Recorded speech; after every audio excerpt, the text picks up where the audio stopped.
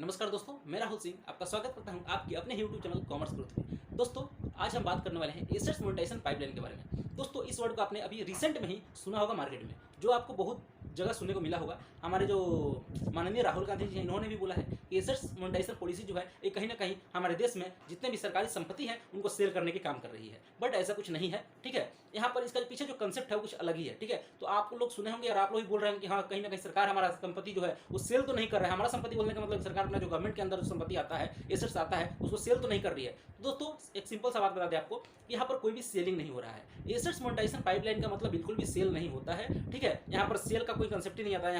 यहाँ पर आता है कंसेप्ट लीज का।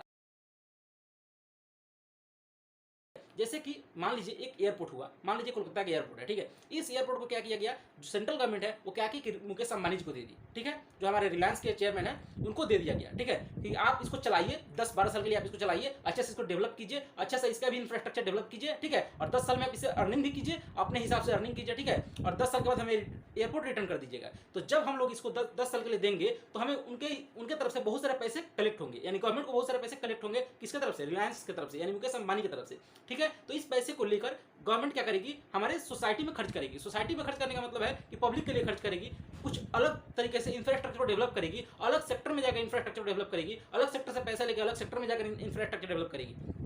तो कुछ इसी कंसेप्ट के साथ जो एसेट्स मोनेटाइजेशन पाइपलाइन है वो हमारे माननीय फाइनेंस मिनिस्टर जी लेकर आई हैं, ठीक है।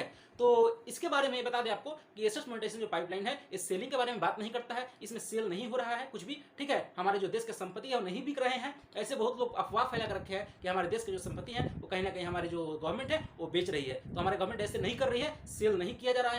यहाँ पर लीज पे दिया जा रहा है प्रॉपर्टी को। जैसे कि कुछ रोड हुआ, मान लीजिए इसमें कुछ चीज़ों को इंक्लूड किया गया है, जैसे कि रोड है, ब्रिज है, एयरपोर्ट है, रेल है, ठीक है, बहुत सारी चीज़ है। रेल में भी सब कुछ नहीं है, रेल में कुछ स्टेशन यहाँ पर लीज पे दिए जाएंगे, कुछ ट्रेन भी लीज पे दे दिए जाएंगे, कुछ पटरियाँ भी दे दी जाएगी लीज पे। उससे क्या होगा कि प्राइवेट कंपनी अर्न करेगी कुछ दिनों के लिए, 10 साल, 12 साल, 15 साल, 20 साल के लिए, ठीक है। और उतने सालों के लिए क्या करेगी, वो पैसा देगी गवर्नमेंट को, और जो पैसा गवर्नमेंट को मिलेगा इस पैसे को गवर्नमेंट कहाँ यूटिलाइज करेगी, पब्लिक डेवलपमेंट में, ठीक है। तो कहीं ना कहीं इससे हम लोगों को एडवांटेज मिलेगा ही, ठीक है।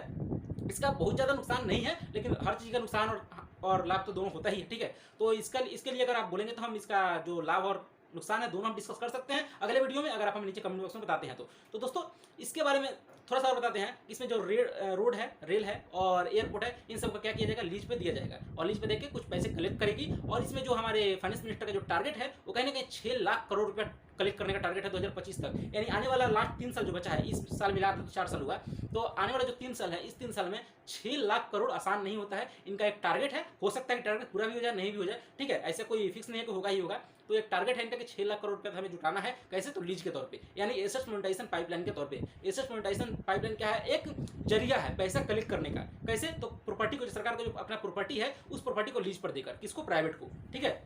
तो यहाँ पर सेलिंग नहीं हो रहा है क्योंकि परमानेंटली नहीं जा रहा है, कुछ समय के लिए जा रहा है, ठीक है। तो दोस्तों आपको इसके पीछे का कंसेप्ट समझ में आ गया होगा। तो आप बिल्कुल भी यहाँ पर भ्रम में मत आइएगा किसी के कि यहाँ पर जो हमारे गवर्नमेंट है वो कहीं ना कहीं सेलिंग कर रहा है, हमारे देश के संपत्ति को बेच रहा है। तो ऐसा बिल्कुल भी नहीं हो रहा है, यहाँ पर लीज हो रहा है, ना कि सेलिंग, ठीक है। तो दोस्तों आपको छोटा सा कंसेप्ट समझ में आ गया होगा। अगर समझ में आ गया तो वीडियो को लाइक कर दीजिएगा, चैनल को सब्सक्राइब कर दीजिएगा, और कुछ और आप जानना चाहते हैं तो हमें कमेंट बॉक्स में जरूर पूछ सकते हैं। हम पूरा कोशिश करेंगे कि आपको रिप्लाई दे सके हर कमेंट का। तो दोस्तों चलिए यहाँ वीडियो को अंत करते हैं। जय हिंद।